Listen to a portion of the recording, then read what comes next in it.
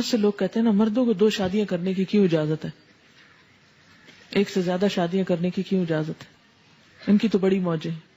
لیکن یاد رکھیں کہ جو شخص 1 سے دوسری شادی کرتا ہے نا اس کی سب موجیں ختم ہو جاتی ہیں. دنیا میں اگر بظاہر موج نظر بھی آتی ہے تو آخرت کے اعتبار سے سخت پکڑ کا اندیشہ بھی ہے، کیونکہ اس پل کو پار کرنا انتہائی مشکل کام ہے.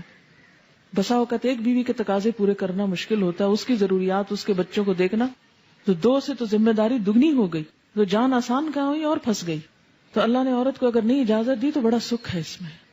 سوچیں، ایک شوہر کو خوش کرنا آسان نہیں، کہاں اگر 2 یا 4 شوہر ہوتے تو کس کس کی مانی جاتی. یہ ہنسنے کی بات نہیں، یہ تو رونے کی بات ہے اس کانسیپٹ پہ، کیونکہ بہت سی عورتیں یہ اعتراض کرتی ہیں یہ تو ظلم ہے، جینڈر ڈسکریمنیشن ہے، مردوں کے لیے تو 4 شادیاں ہیں اور عورتوں کو تو بس باندھ کے قید کر کے رکھ دیا گیا ہے. اسی قید میں آزادی ہے، اسی قید میں بھلائی اور خیر خواہی ہے. اگر پریکٹیکلی یہ رکاوٹ نہ ہوتی، اوروں کو روک کے نہ رکھا جاتا اور آزادی دے دی جاتی تو عورت کا قیمہ ہو جاتا. اگر 1 سے زیادتی ہو جاتی ہے تو معافی مانگنے میں، منانے میں دوسرے کو، روٹھے ہوئے کو اور نہ سمجھا کریں، آپس ہی کا معاملہ ہے. جیسے غصہ آ گیا نا، ایسے ہی صلح کرنے میں بھی دیر نہیں کرنی چاہیے. صلح کر لو، آپس میں اتفاق کر لو. ان یصلح بینہما صلحا والصلح خیر، اور صلح کر لینا اچھا ہے. اس لیے کہ شادی صرف وقتی جذبات کے تحت نہیں ہوتی، شادی تو ایک خاندان بنانے کے لیے ہوتی ہے اور اس خاندان میں نئی نسل کے پروان چڑھانے کے لیے ہوتی ہے. انسانیت کی تعمیر اور تربیت کے لیے گھر بنایا جاتا ہے. اس لیے انسانوں کی بھلائی، آئندہ نسلوں کی بھلائی اس میں ہے کہ آپس میں بنا کے رکھیں، ایک دوسرے کی عزت کریں، ایک دوسرے کا خیال کریں. یعنی نہ تو مرد چھوٹی چھوٹی بات پہ آپے سے باہر ہو اور نہ عورت چھوٹی چھوٹی بات کو بہت محسوس کرے، وہ بھی اس کا مزاج سمجھنے کی کوشش کرے. والصلح خیر، اور صلح بہتر ہے. اور صلح کب ہوتی ہے؟ کہیں بھی جھگڑا جب ہوتا ہے تو صلح کے لیے کیا چاہیے ہوتا ہے؟ عاجزی چاہیے ہوتی ہے.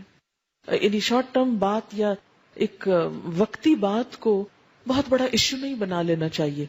ہمیشہ ایک وزن کر کے دیکھنا چاہیے کہ ایک طرف یہ ایک چھوٹا سا مسئلہ ہے اور دوسری طرف ایک بہت بڑی زندگی ہے. دونوں کی زندگی تو خیر اللہ کو پتا ہے، لیکن اگر زندہ رہے انسان تو ایک لمبی عمر ہوتی ہے جو اگر دونوں ایک دوسرے سے کاٹ کے گزاریں تو پہاڑ جتنی بن جاتی.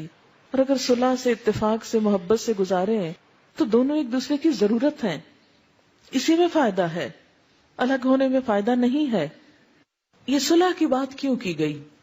عورت کی طرف سے صلح کیا ہے کہ وہ کہے کہ اچھا تم مجھے طلاق نہ دو، میں تم سے پورے حقوق ڈیمانڈ نہیں کرتی. اور اسی طرح شوہر کی طرف سے کیا کہ وہ ظاہر میں جو حقوق دیے جا سکتے ہیں ان حقوق کو ادا کرتا رہے. مثلا نان نفقے کے بارے میں فرق نہ کرے، لیکن دل کے جذبات اس پر تو کسی سے بھی پوچھ نہیں، کیونکہ وہ انسان کے بس میں نہیں.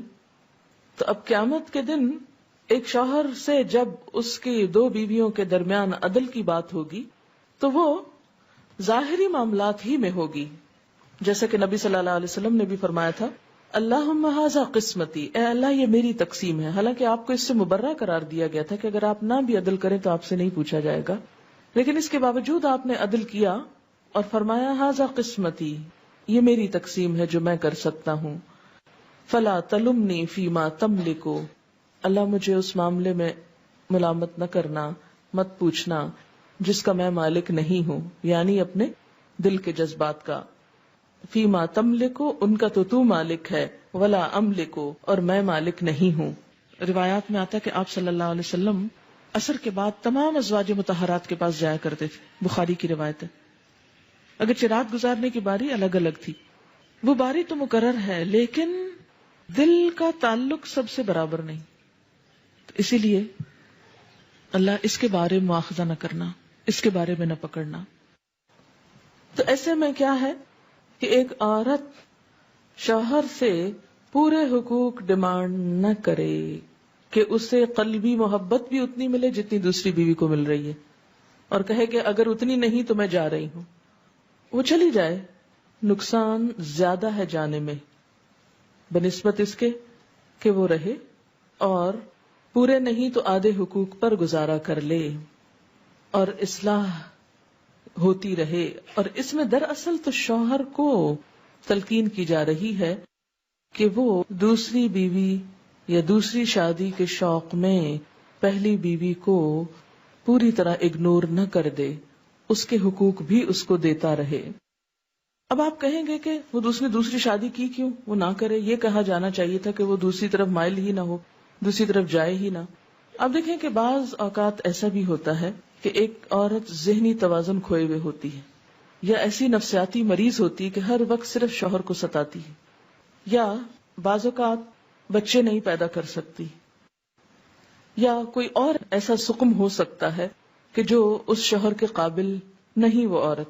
اب آپ دیکھیں کہ آپ آنکھیں بند کر کے صرف عورت کو حق دلوانے پہ تلے ہوئے کہ ہر طرح کی قانونی جکڑ بندیوں کے ساتھ عورت کو تو پورا مل جائے. تو کبھی آپ نے سوچا کہ دوسری طرف اس مرد کا کیا قصور ہے؟ آخر اس کے بھی جذبات ہیں، اس کے بھی احساسات ہیں، اس کو بھی زندہ رہنا ہے. اب اگر ایک بیوی دماغی مریض ہے یا سیڈیٹیوز پر ہے اور وہ شوہر کے اس کو نہیں معلوم وہ کب آیا اور وہ کب گیا اور اس کی کیا ڈیمانڈ ہے یا کیا ضرورت ہے، تو ایسی صورت میں اگر ایک شوہر گھر میں داخل ہوتا ہے اور ایک بیمار عورت کو دیکھتا ہے اور باہر نکلتا ہے تو ایک بوجھل دل کے ساتھ، اور باہر کی دنیا میں رنگ رنگ کی عورتیں اس کو نظر آتی ہیں، وہ اپنا عزت، ایمان، نگاہ کچھ بھی بچا نہیں سکتا. تو اگر انصاف کی نظر سے دیکھا جائے تو ایسے میں ایک مرد کو اجازت ہونی چاہیے کہ وہ دوسرا نکاح کر لے. یہ ایک انصاف کا تقاضا ہے. اب دوسرا کرتے ہی کیا پہلی بیوی کو گھر سے نکال دے؟ تو یہاں مرد کو کہا گیا کہ نہیں، اسے نکالو نہیں، ظاہری اعتبار سے اس کے حقوق پورے کرو، لیکن اگر دل مائل نہیں تو پوچھا نہیں جائے گا، کیونکہ دل پر تو اختیار نہیں. ایک شخص جب اہل ہی نہیں تو دل کو کس طرح زبردستی مائل کر سکتے ہیں آپ؟ وَأُحْضِرَتِ الْأَنفُسُ الشُّحَّ، اور حاضر کی گئی ہے نفسوں میں بخیلی. شح کہتے ہیں جب بخل کے ساتھ حرص، طمع اور خود غرضی بھی شامل ہو جائے اور دل تنگ ہو جائے. شح بخل سے ذرا مختلف ہے. بخل کے ساتھ ساتھ حرص یعنی لالچ، طمع اور خود غرضی بھی شامل ہو، زیادہ اسٹرانگ چیز ہے. دلوں کے اندر تنگی ہوتی ہے، دلوں کے اندر بخل ہوتا ہے، اپنے زیادہ حقوق لینے کی طمع ہوتی ہے، حرص ہوتی ہے، انسان خود غرض ہوتا ہے. مرد اور عورت اپنی اپنی جگہ اپنے فائدے کی سوچ رہے ہیں، اور یہی چیز آڑے آ رہی ہے دوسرے کا حق پہچاننے اور دینے میں. نفسوں میں حاضر کی گئی ہے شح. شح کہتے ہیں بخل کو، دل کی تنگی کو، جو دوسرے کا حق نہ دینے دے، دوسرے کی طرف جھکنے نہ دے، دوسرے کی طرف مائل نہ ہونے دے، دوسرے کو منانے نہ دے. یعنی دل چاہ رہا ہے منا لیا جائے، لیکن انسان ایک انا کا شکار ہو کے لو میں کوئی ایسی گئی گزری ہوں، میں ہی روز مناؤں، یہ تو معمول ہے روٹھنا، تو ٹھیک ہے روٹ کے مزہ چکھیں. چلے ایک دو دن تو کسی کو مزہ چکھائیں، لیکن بہت لمبی ڈال لینا اور کئی کئی مہینوں اور کئی کئی سالوں پہ اور ایک ہی گھر میں رہتے ہوئے بول چال بند، ایک دوسرے کی شکل دیکھنا گوارا نہیں، ایک دوسرے کے ساتھ زیادتی، وہ اس کو موقع ملا وہ اس کے اوپر کیچڑ اچھال رہا، وہ اس پہ اچھال رہی. حالانکہ اللہ تعالیٰ نے دونوں کو ایک دوسرے کے لیے کیا قرار دیا؟ ہن لباس لکم وانتم لباس لہن، وہ تمہارا لباس ہے، تم ان کا لباس ہو. یعنی شوہر بیوی کے لیے کیا ہے؟ اس کا لباس ہے. اگر بیوی اس کی برائیاں کرتی ہے، اس پہ چھینٹے پھینک رہی ہے، اس پہ کیچڑ اچھال رہی ہے، تو وہ اپنا لباس داغدار کر رہی. اور اسی طرح بیوی کیا ہے؟ شوہر کا لباس ہے، اس کی عزت ہے، وقار ہے، اس کا سکھ ہے، چین ہے، زینت ہے.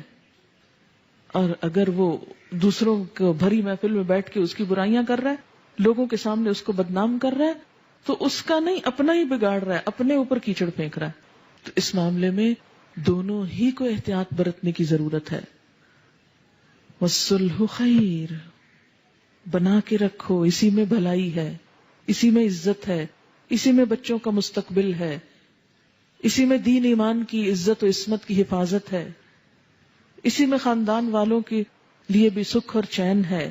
لیکن انسان کا نفس اس بات پر کم آمادہ ہوتا ہے اور صلح یا منانے کی چھوٹی سی قیمت نہیں دیتا، لیکن اختلاف کی، ناراضگی کی بڑی سزا بھگتنے کو تیار ہو جاتا ہے. یہ دل کی تنگی کی وجہ سے ہوتا نا. کچھ عرصہ پہلے میرے پاس ایک کیس آیا ہے، خاتون اچھی خاصی ایجڈ تھی، کہنے لگی 30 سال ہو گئے ہماری شادی کو اور میرے شوہر نے مجھ کو طلاق دے دی ہے اور میرے بچے جوان ہیں. مجھے دیکھ کے یقین نہ آئے کہ یہ اتنی سوبر سمجھدار خاتون، اس کے ساتھ یہ معاملہ کیسے ہو گیا. کہتی کہ بات کچھ بھی نہیں تھی، روزہ کھلنے کا وقت تھا اور بارش ہو چکی تھی، تو شاید افطار کا سامان یا کچھ اور لینا تھا، تو بچے اپنے بھی اور شاید بھائی کے بھی وہ گاڑی میں چلے گئے اور گیلی جوتیاں لے کے کیچڑ والی دوبارہ گاڑی میں بیٹھ گئے. تو اس بات پہ تھوڑی سی گرما گرمی ہوئی، اختلاف ہوا کہ ایسا کیوں کیا، پھر کسی وقت لے جاتے یا ان کو نہ لے جاتے یا معلوم نہیں، اب مجھے قصہ پورا یاد نہیں. اور چونکہ بھوک لگی ہوئی تھی، افطار سے چند منٹ پہلے کی بات تھی، دعائیں مانگنے کا وقت تھا، تو یہ بات اتنی بڑی کہ بیٹھے بیٹھے اسی میز پر شوہر نے طلاق طلاق طلاق کہہ کے فارغ کر دی. کیونکہ انسان جب عمر بڑھتی جاتی ہے نا تو ٹیمپر لوز کرتا جاتا ہے اور اس کی برداشت کم ہوتی جاتی ہے، اور خاص طور پر روزہ رکھ کے افطار کے وقت تو بالکل ہی برداشت ختم ہونے کے قریب ہوتی اور ختم ہو جاتی. تو بسا اوقات چھوٹی چھوٹی باتیں جمع کر کے، اچھا بعض اوقات صرف غلط فہمیاں، بعض اوقات نکلتے نکلتے دفتر جا رہے نکلتے نکلتے کوئی سخت بات کہہ کے چلے گئے، اچھا پیچھے سارا دن عورت روتی رہی آج مجھے یہ کہہ دیا، یا گھر آئے چھوٹی موٹی انبن ہوئی، وہ گئے باہر، رات بھر گھر واپس نہیں آئے، اب وہ ساری رات رو رہی ہے، کوڑ رہی ہے. جلد بازی جذباتیت ہی ہے نا. چھوٹی چھوٹی باتیں مائنڈ کر جانا اور اس کو بڑھا لینا اور اس کو غصہ کرنا، برتن توڑنا، دروازے پٹخانا، بچوں کو مارنا، یہ سب چیزیں کہاں سے جنم لیتی ہیں؟ یہ اس دل کی تنگی سے، اس جذباتیت سے. ایسے موقعوں پر کیا حکم دیا گیا؟ وَإِن تُحْسِنُوا وَتَتَّقُوا فَإِنَّ اللَّهَ كَانَ بِمَا تَعْمَلُونَ خَبِيرًا. اگر تم احسان سے پیش آؤ، خدا ترسی سے کام لو، اگر تم احسان سے پیش آؤ، خدا ترسی سے کام لو، تو یقین رکھو کہ اللہ تمہارے اس طرز عمل سے بے خبر نہ ہوگا.